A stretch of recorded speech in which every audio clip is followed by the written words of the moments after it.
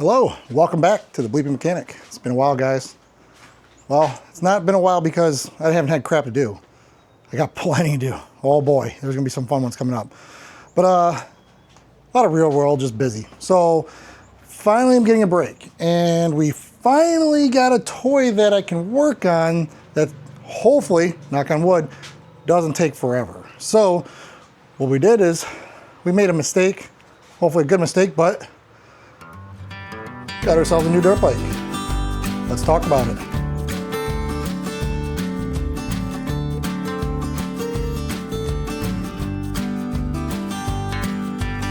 So, came across this on Facebook Marketplace, put in an offer, the guy accepted it. Now we gotta get it going. But I wanted to take a gamble because the XR has tons of parts on the market, relatively inexpensive. The bike has been around since I think like 85. And then they made basically no changes other than a few little plastics since 2002. Could be wrong, probably wrong. Compression is there. I try to kick it, it's got some good compression, so that's a good sign. Spark, went ahead and pulled the boot off, put a spark plug on there, gave a few kicks, saw some spark. Awesome. So 2 out of the, let's call it 3 things needed to get this thing running. I can work on fuel, I can pull that carb apart. He said it's been a couple years, so I'm expecting that carb to be completely gunked up. So I'm gonna drain the gas out of here because it looked and smelled like crap. So go ahead and get that out of there. And then I'm gonna go ahead and there's a kind of like a cap on the bottom of this carb. You can see right there, I can unscrew this and check the bottom of the bowl without taking the whole bowl off. So I'm gonna check that real quick. So what I went ahead and did is I went ahead and drained the gas out of the tank because it was crap.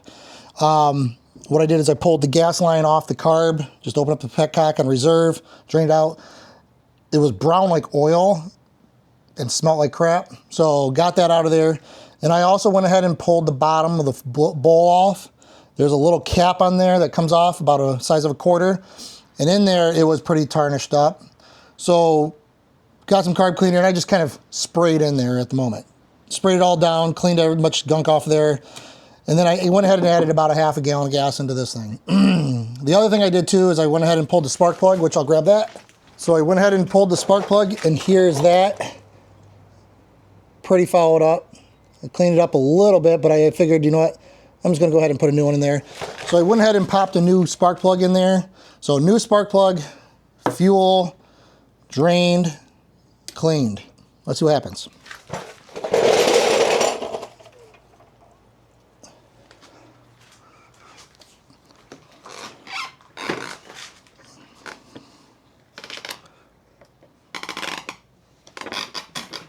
There's a few things that need to be taken care of. All right, fuel on. Oh.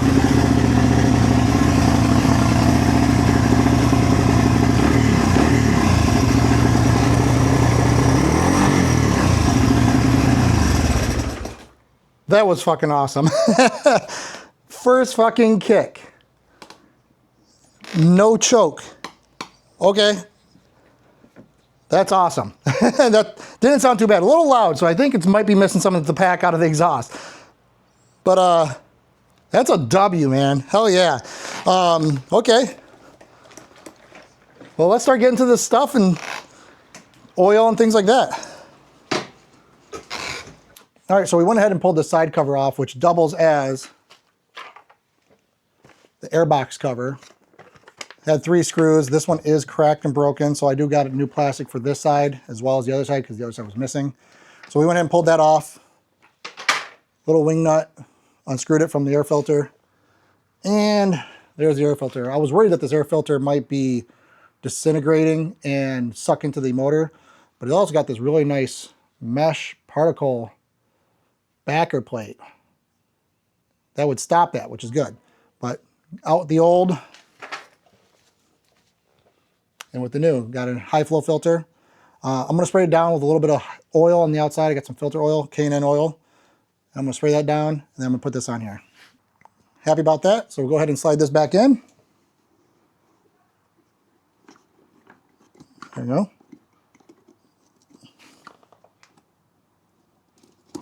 Then put the wing nut back on.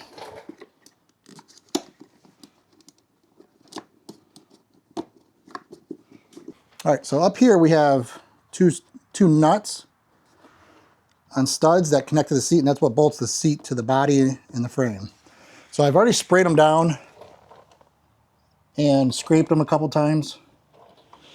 We'll see if they'll come loose. I'm just going to work them back and forth a little bit.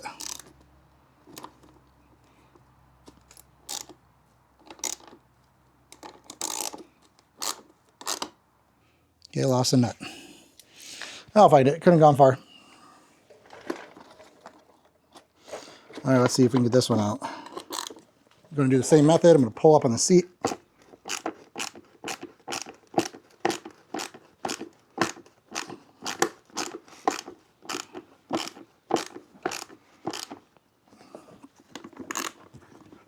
All right.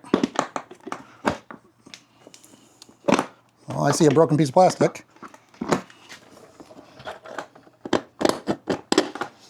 There we go. All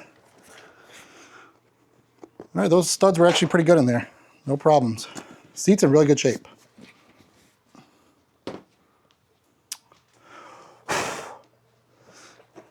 Back plastic, on the other hand, not in good shape. She is broken in multiple spots. All right. So as you can see, two big chunks are missing. It's also missing the, I think there's supposed to be some flange washers here and here. So I got a plastic welding kit. I might try to plastic weld these back together, see if I can save it. So the gas tank rear, there's a rubber strap that gets thrown on that goes over here. It's over here to hold this down. And they had a zip tie and that zip tie broke. So we'll have to see if we can find like a rubber strap right there. Also, I think it's missing one of the two. It's missing this one here. Tank bolts. This one's in there, so I'll have to take that off so I can get a replacement for this other side.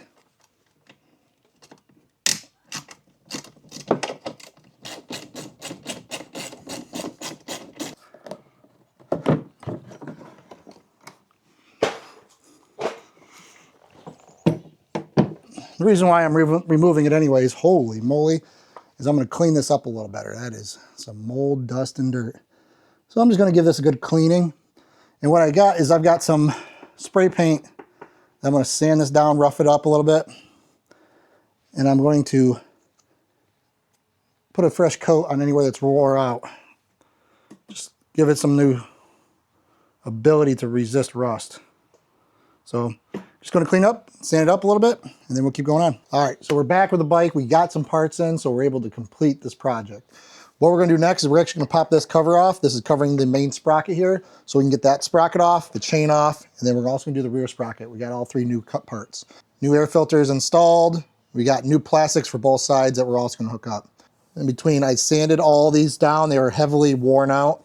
All the paint was gone, and they were surface rust like crazy, so I went ahead and sanded it and put on a couple coats of Rust-Oleum Professional Aluminum, which is what everybody says is very close color, which I do agree, because this right here is the original, and this is the new, and it's pretty damn close. So sanded it down with some 600 grit sandpaper to get the metal scuffed up, cleaned up, sprayed down 3 coats, and then 2 coats of a clear coat. So that should give that a little bit more wear life, plus it looks a lot better. So let's go ahead and get this cover off, start getting to that sprocket and chain.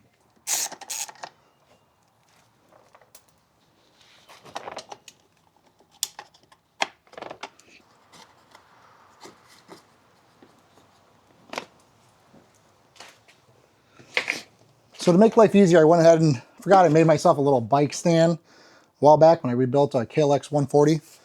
So I went ahead and got this up here. That gets the bike on a little better stable setup rather than just leaning on the kickstand. So let's go ahead and pull those off.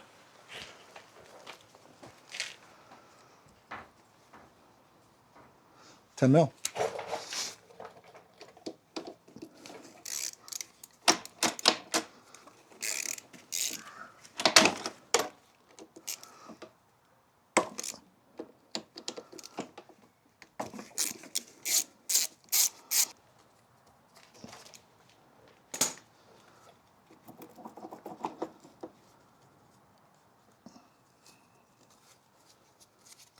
Little retaining clip after the 2 bolts come off. Now, on the chain, there is a master link. And the master link will look like a slotted right here.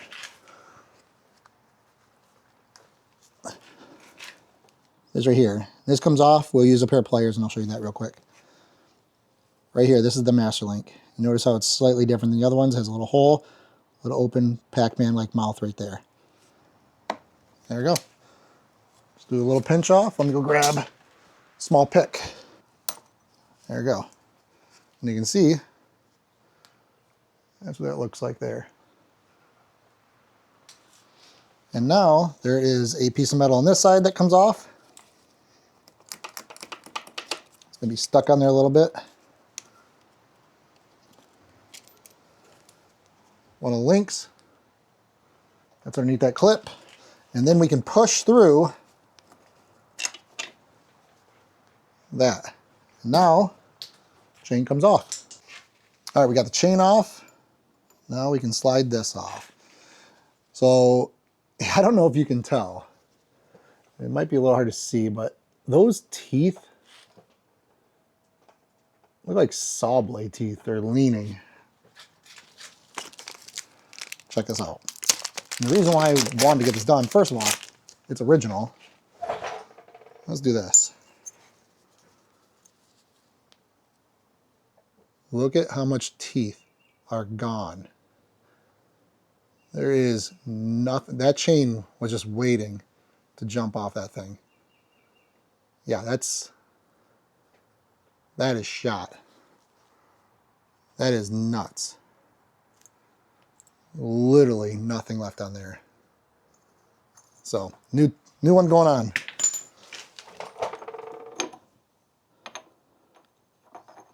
So this is just keyed. That pushes all the way on. Then we got the retaining plate. That is also keyed. And that matches up with the screw holes. So we're just going to go ahead and clean off these screws before we put them back on. And what I'm going to do is I'm going to put a little bit of blue Loctite. Blue is workable. We're going to go ahead and pop that back on there.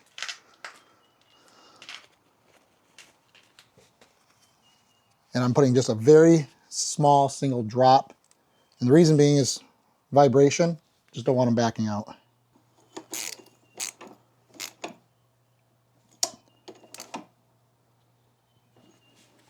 There we go. New front sprocket on. So now what we're going to do, to get this rear sprocket off, we have to unbolt. These are Allen on one side and then just standard hex on the other side. We also will have to pull the axle out. And the reason why we're doing that is because same thing, this is going to be worn out a little bit. This one's not nearly as bad, but while we're doing that as well as we're going to tackle that rear brake. All right, now we're at the back tire. And what we're going to do is we're going to take this wheel and tire completely off from the swing arm. And to do that, we have a bolt that we have to take off. Very large bolt on this side, and then a smaller pass-through bolt on the other side.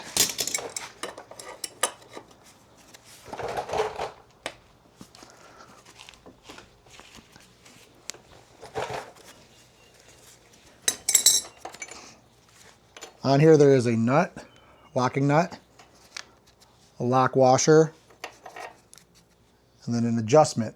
And this adjustment is to push the axle to tighten up the chain. There's one on each side to keep that tire straight. So we got this side off. The other side, we're just going to end up popping it out.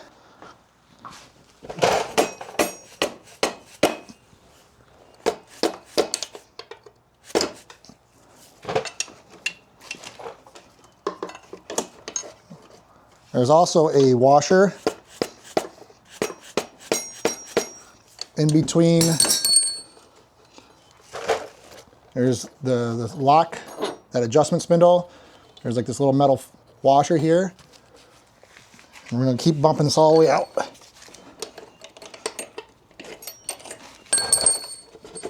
There you go. So there's our rear axle. And these, sometimes you do got to replace them. I don't know if we have to, but we'll find out. But the axle now should be able to drop away. When I say drop away, actually you just slide out. What I'm doing right now is actually backing out the rear brake adjustment all the way. Got a good feeling that it's going to need to be adjusted out anyways. And now we're going to slide this back.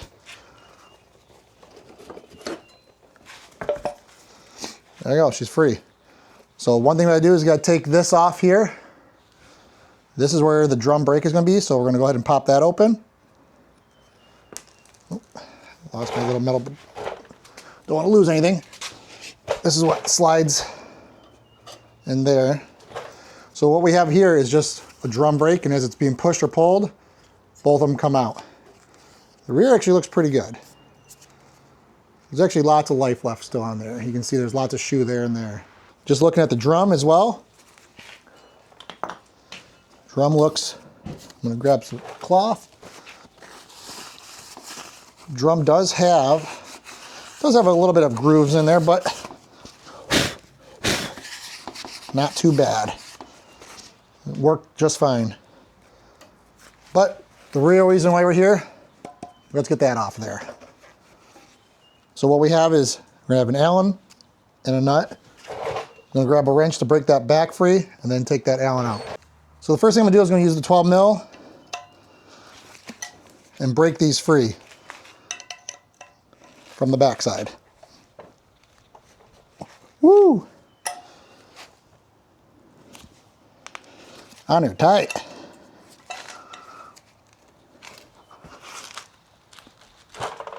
There we go. Get just a little spin on there.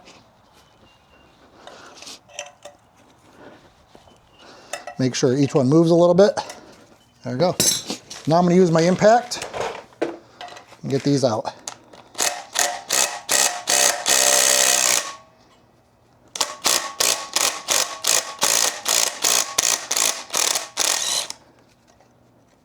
So there's a washer and a nut on each one.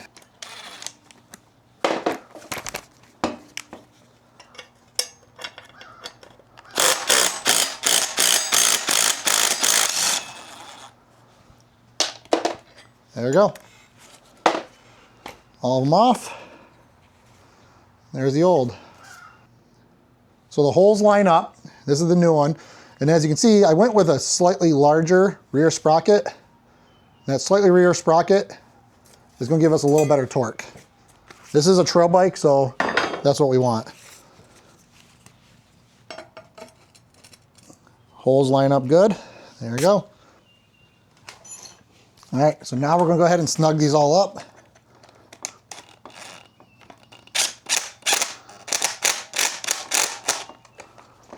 We're going to crisscross like we would if we were tightening up lug nuts.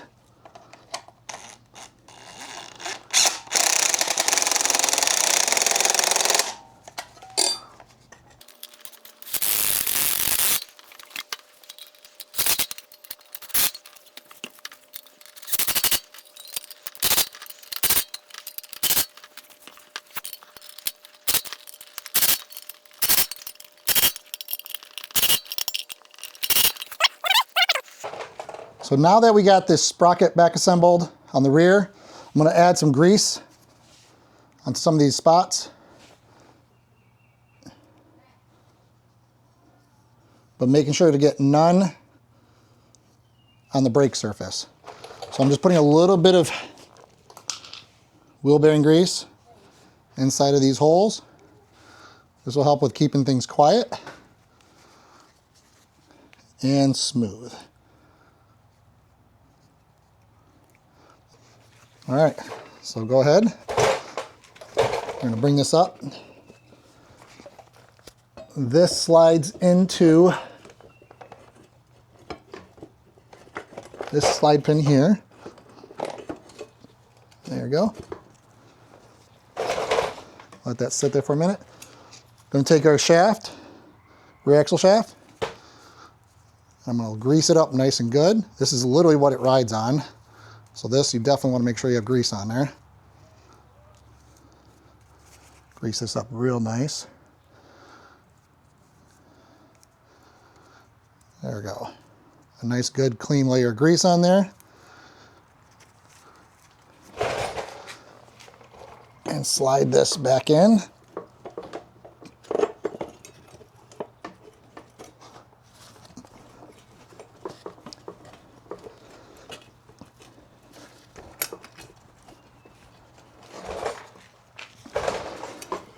There we go. There's this little bracket that slides onto a dowel pin and pushed all the way through. There we go. This adjustment, we will make these adjustments. I'm going to put them all the way to the shortest for now because we're putting a brand new chain on here. So that this guy right here,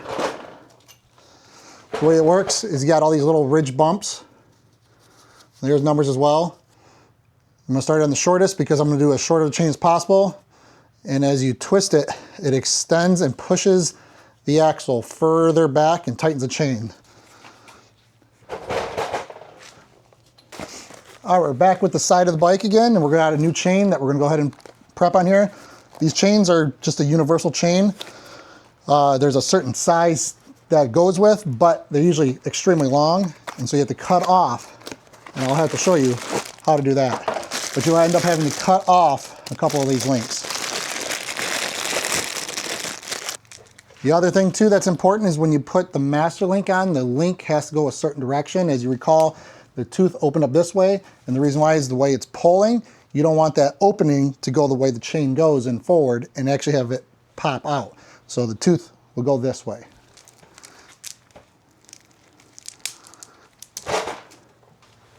So here's the end here. Got this wrapped around. We're gonna have this nice and pulled tight. We're gonna lay this right on the bike. If you notice, it lays right there. And so our master link is going to go right here. So we have to cut this one off, so this way we can put our master link right in that spot. I got me a yellow. We have to grind this one off.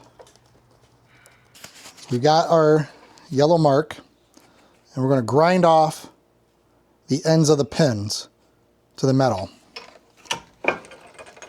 So what we're going to do is we're going to go ahead and turn this like so.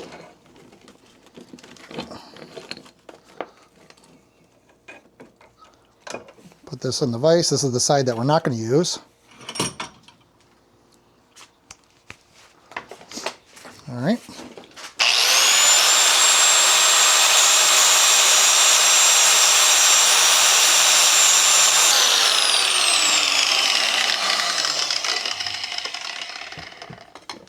There we go. So what you can see here is now the pins are gone on this one, and we should be able to pop that up and out. Take a slotted screwdriver, put it in between those links, and hammer it through.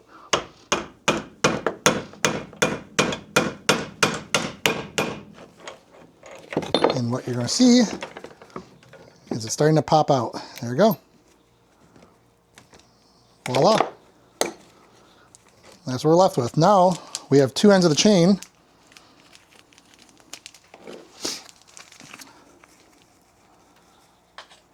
Two looped ends of the chain so we can get our master key in there. And as you can see, just routed it. That's lined up perfect for our master key. There's the keyway, the outer plate, the master key itself. Feed the master key in from inside out.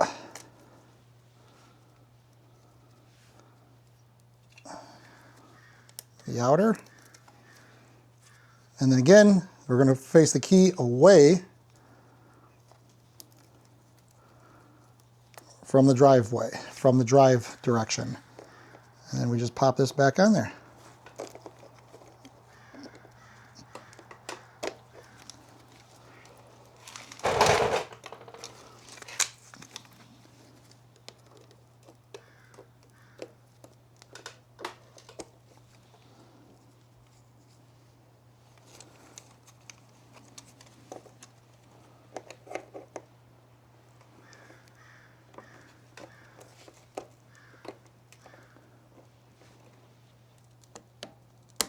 There we go. And the tire spins this way. Perfect. Now the thing we're going to do is we're going to adjust this slop. And the way we do that is we're going to loosen up this back bolt and twist these to extend it. And there's a proper way to do it once we get it seated, but at this moment I'm just going to leave it the way it is.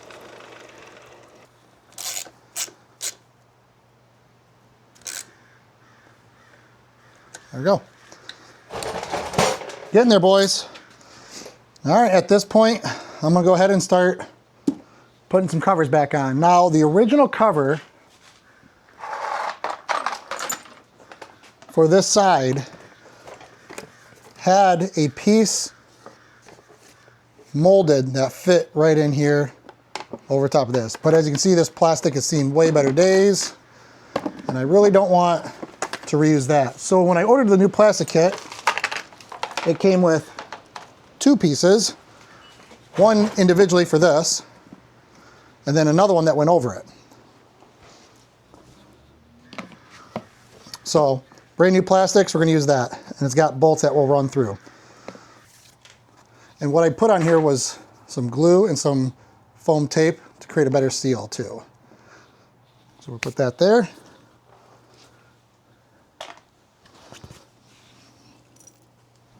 The new plastic, new washer. Oops. Sorry. New plastic.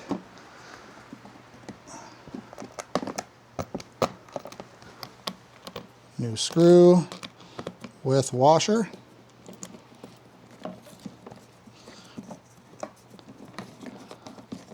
That one started. Hopefully these screws don't rust out real quick either.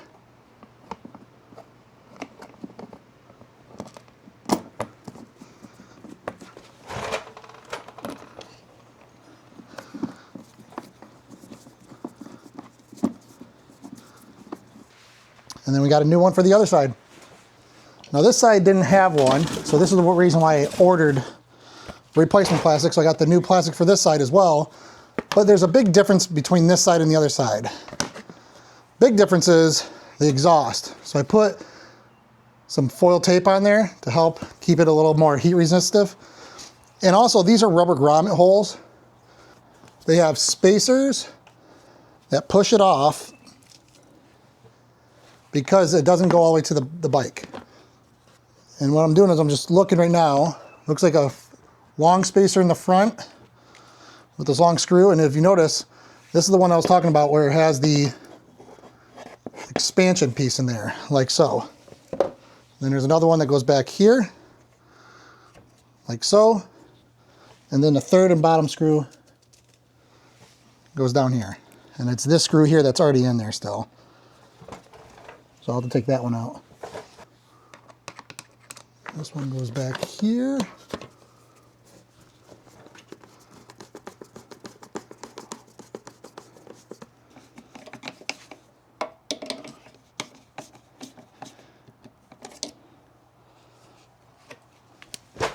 There we go. Looking better already. I think the next thing we're gonna do is get the rear plastics back on and the gas tank. All right, for the gas tank, there's two bolts that come in through the bottom and the front on each side, and then in the back here there's a loop.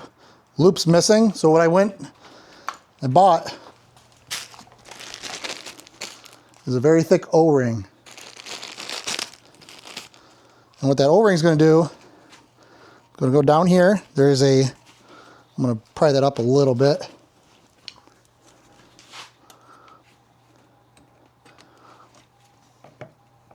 Just open it up a tiny bit. O-ring is going to fit in there. There you go. Boom. And then it's going to come up and hold on to that. This is going to keep it tight in the back. It's supposed to be a big rubber strap, but this is going to work just fine. And it's not overstretching it either. It's just barely stretching past it. And then, as I said, we have two screws we're putting in the bottom.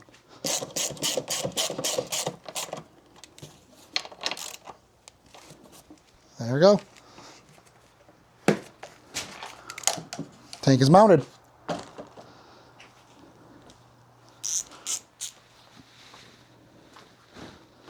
So the next thing is going to be the rear fender. So the rear fender did get messed up, so I had to do some plastic welding. Hopefully that's good enough for now. This slides in like so.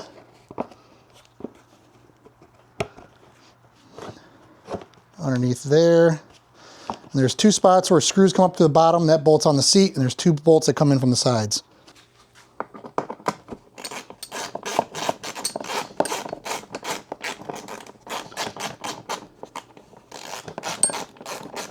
So I'm not going to actually tighten these because the seat has to go on, and there's two studs that go through the seat, and then nuts go on from the bottom. All right, seat was actually in pretty relatively good shape. No cuts, no nicks. Kind of says it, original Honda. And on here, there is this front area, which goes onto right here where we put that. It'll slide onto this screw. There's a little scoop here that scoops onto here, and then two studs that go through the back seat. Make sure this lines up. On the gas tank side first. Make sure that's nice and snug. Then make sure this goes all the way in. Oh, knocked out one of my washers.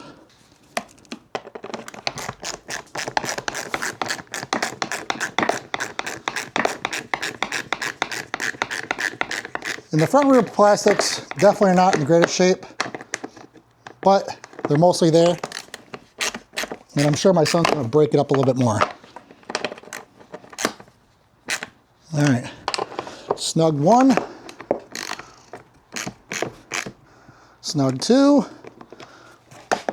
now the side bolts, snug three, last one, snug four. Rear fender's tight, side plastic's tight, gas tank tight, front fender's tight. Nice. Getting there, guys. All right, let's just take a quick look at this thing now.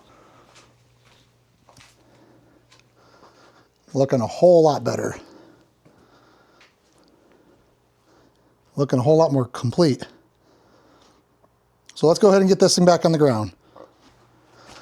So now that we got the bike back on the ground, we're going to have to adjust this chain. And the way we do that is we actually sit on it, put weight, and then we're going to check the slop.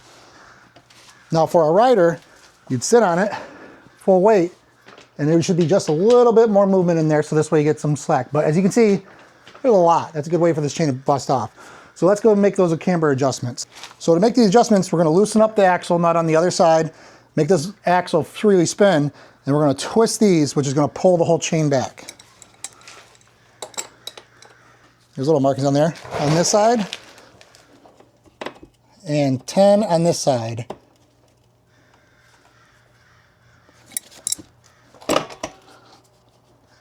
And as this is happening, I'll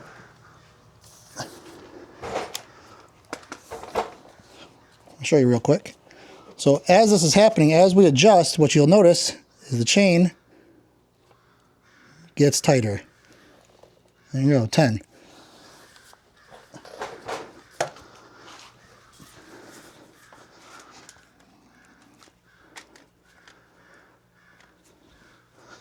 All right, so now we're going to test it again. We're going to sit on it, and I'm heavier than my son.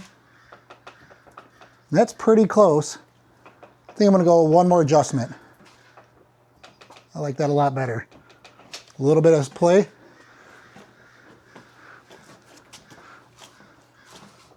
Just a little bit.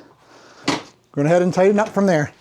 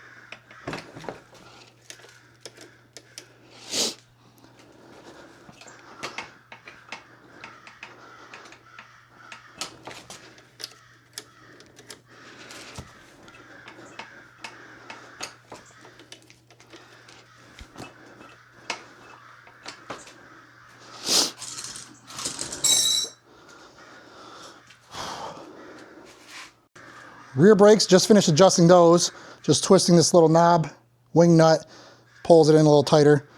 Got that tight, so now the rear brakes don't bottom out onto the frame. Back brakes are good.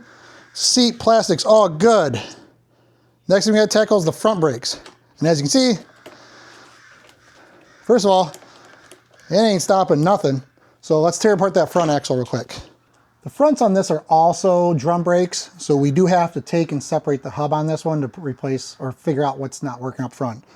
So to do that, we have to get the front tire out again. Well, for the first time. This one here has axle being held in by these 4 bolts here.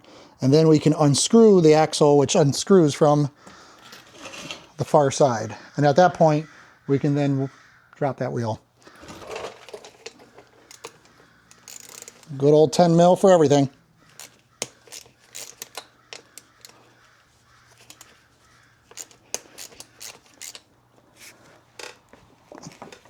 There you go.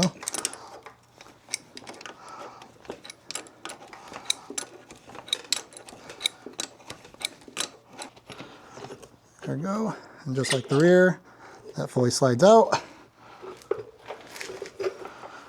And this slides down. And we'll grease that up as well. All right, so now that we have it out, we can now get to this side. And just like the other one.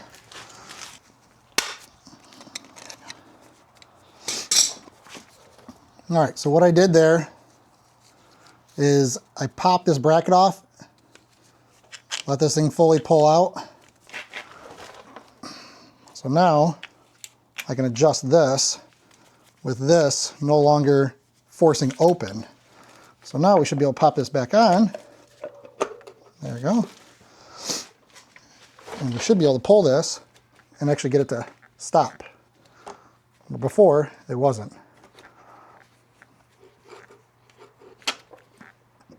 There's enough swing on there now. Went ahead and wiped down the old axle. I'm going to coat it in some new high temp wheel bearing grease.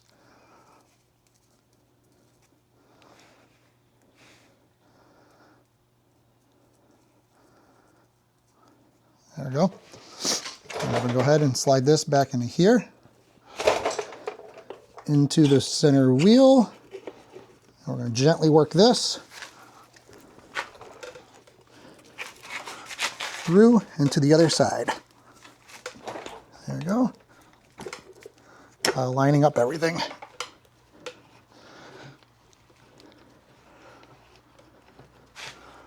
Okay. Make sure that's positioned straight. And we don't want to force this in any way, shape, or form because it can cross thread the other side.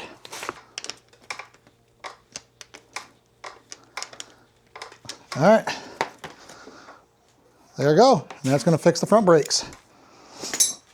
All right, let's go ahead and get up to these handles. Just some cheapies that we've broken dozens of times over. We'll start off with the brake side, Phillips screwdriver. These are going to be 8 mil instead of Phillips, which I actually prefer. So the first thing we'll do is we'll slide the lug in there. Actually, the first thing we'll do is line up for the brake cable. Fully screw this all the way in. What we're doing is the adjustment screw. I'm just going to fully adjust this all the way in and line up the grooves so I can slide the cable in here. So right about there. And then the lug goes in there. Get the screws in and started by hand. Other screw. So I do like these a little better because they are a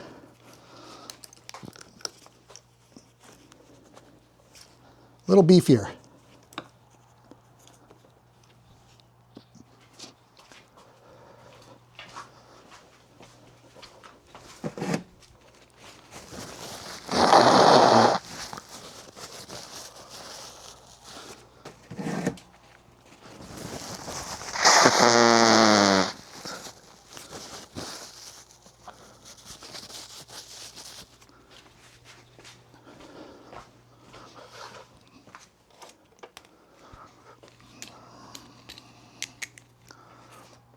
And we'll adjust this to be in the right spot as well.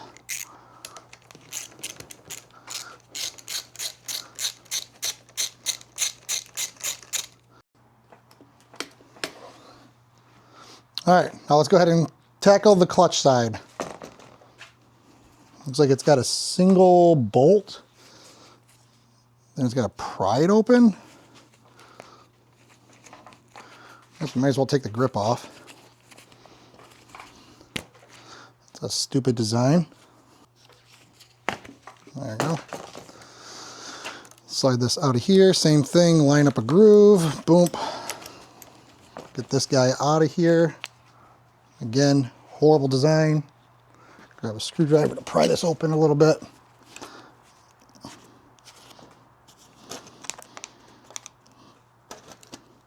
Notice that this did have a little rear view mirror light, which is kind of cool, but not useful for me. The new one is just like the other side, double bolts. I mean, it can come off without cutting the grip off.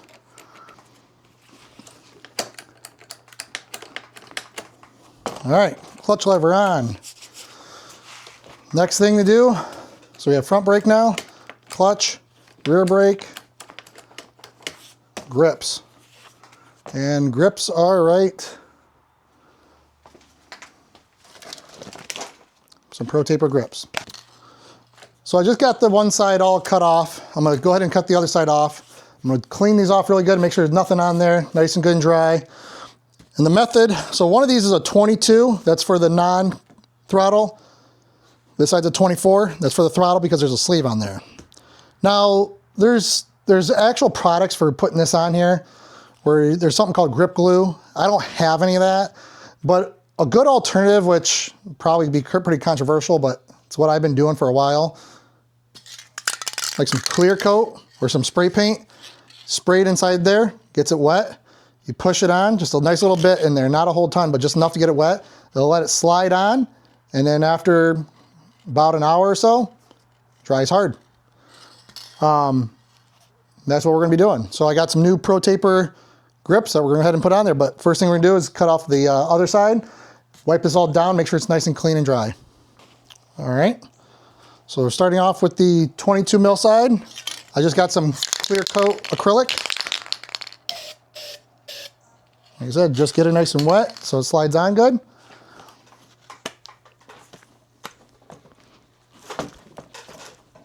There we go. Got the word Pro Taper facing you. Perfect.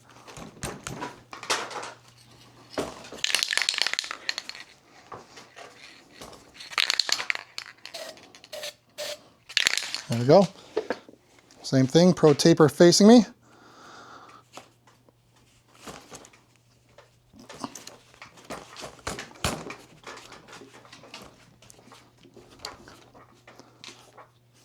There we go. We're just going to go ahead and let that dry on there. All right, guys, we're literally basically a step away from wrapping this bike up, starting up and riding it. Last thing we haven't done yet, the most crucial thing, oil change. We've already done the spark plug, that's how we got this thing going, put a new fresh glass and clean the carburetor, awesome. But let's go ahead, drain out this oil. Which to do that, I'll have to put it back on its kickstand. There's a ginormous cap here, and inside there, I believe there's like a screen. It's just an oil slinger system, so there's no oil filter per se, but we're gonna go ahead and drop this bike back on the ground and get that off and get this oil out. All right, so what we have, I'm gonna lean the bike over, is right here. It's like a, I don't know, 13/16 socket that we're gonna go ahead and put on there and take that off. There you go. Let's go ahead and get this drain plug out.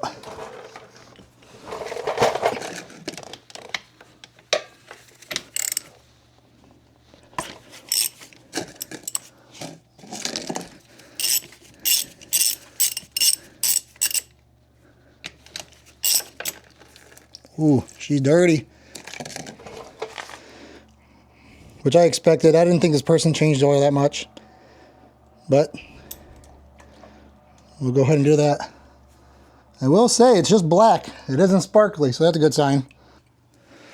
So there's a spring.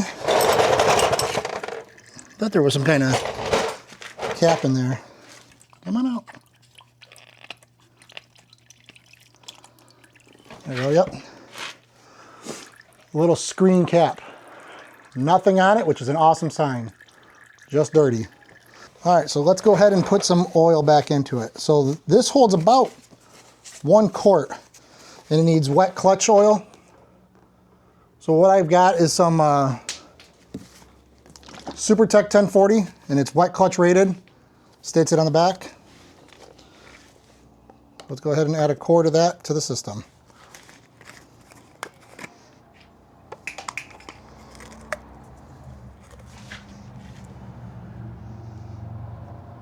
All right, we're about 2/3 of the way up. So we just set the dipstick in there, the bike is sitting straight up, and it's good. All right, let's see if it still runs. All right, try again.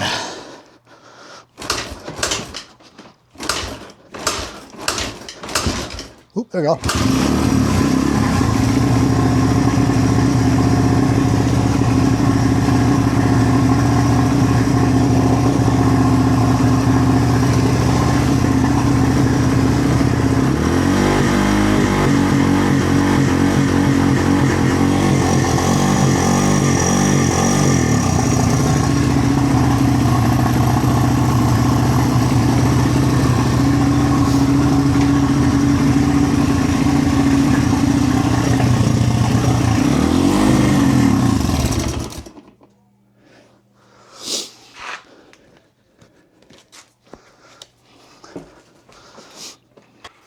So I just finished rebuilding the Carbon XR and found one of the main faults of what's actually going on. So I first rebuilt the carb, got the bike to start. It was running good.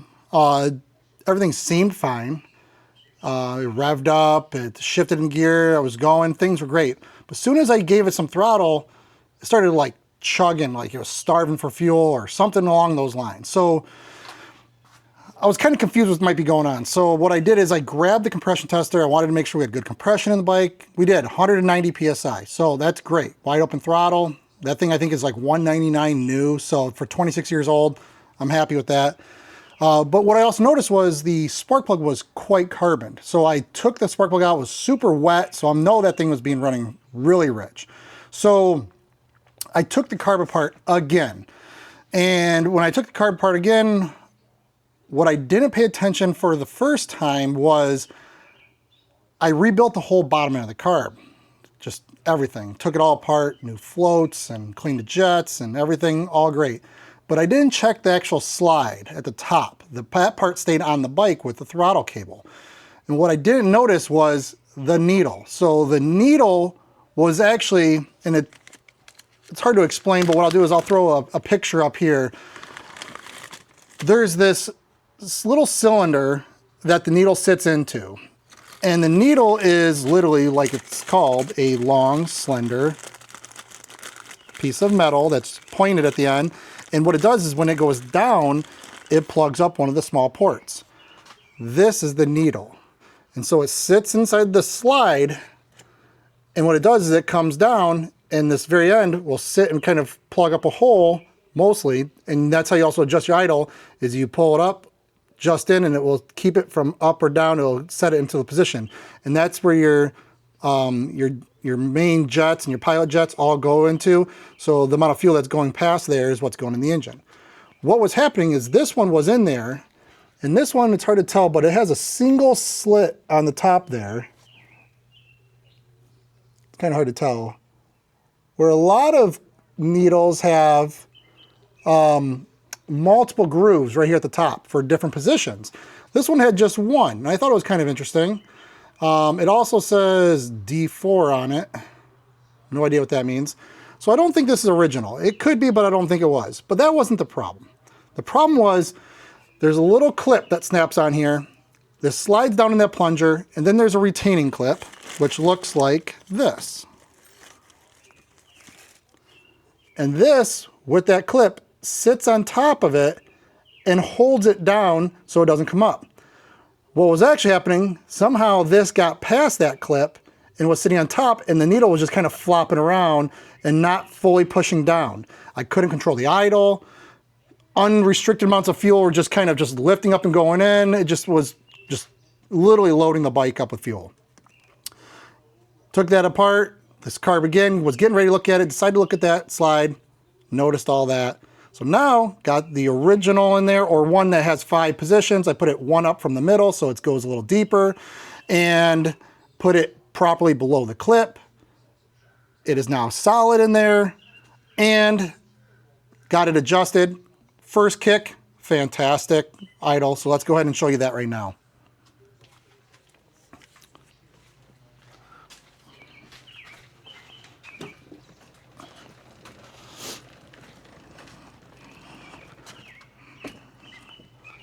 All right, so the bike's all back together. So here's the carb. Here is that top slide. You unscrew this. Throttle cable is right here. That goes up, and that slide moves up and down with that needle going all the way down and protruding into one of the jets at the bottom. And this is what actually adjusted the idle. So now let's see what it'll do.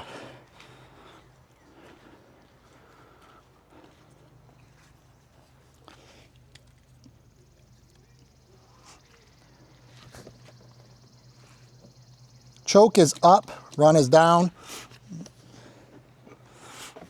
Choke is actually off.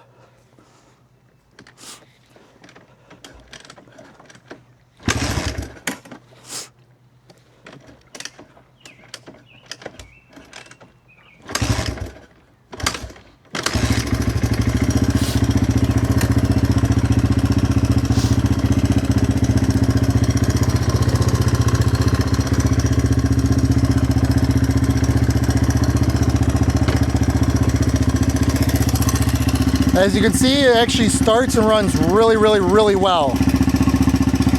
I gave it a little throttle and it started up. Probably could have used a little choke, but I wasn't even on it.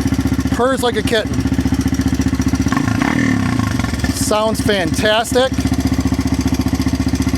I still got to replace the spark plug in there because I put a new one in. It loaded up, it's real dark. Got a new spark plug, so I'm gonna drop a new spark plug in there, but I was waiting to adjust this carburetor perfect before I did that. So fresh gas, let's go ahead and take this thing for a ride.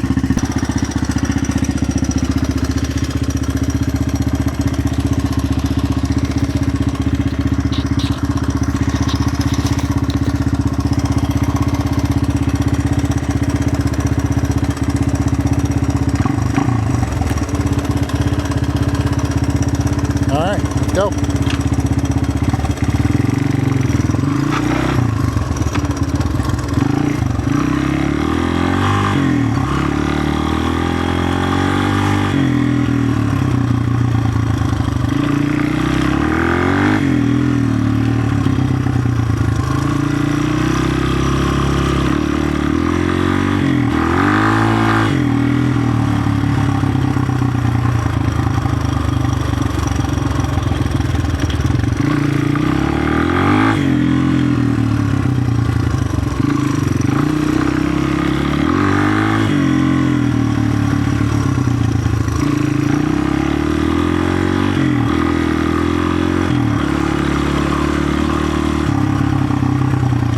Runs through all the gears just fantastic.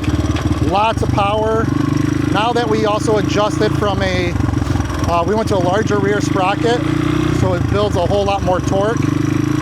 Front brake works really good.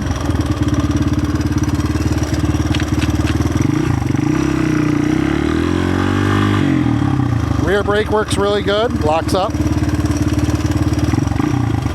Just runs really well.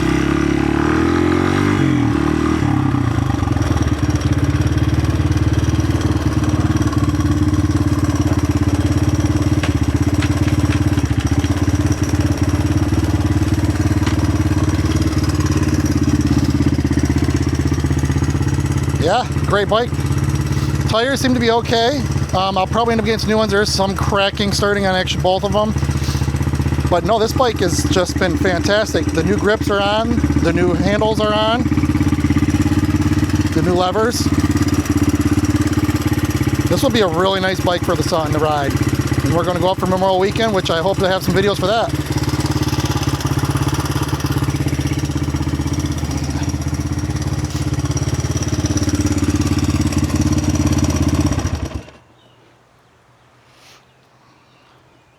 We got the bike up and running, fantastically up and running. The bike just is so fun to ride.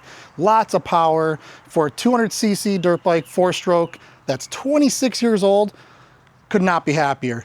Like I said, we had to go through a lot on the bike, but overall the bike was actually a great base setup. It just had everything that was right, just needed a lot of little tinkering. If you guys like this video, make sure to give this video a thumbs up and a like, and we'll see you on the next one. Thank you guys, and have a great day.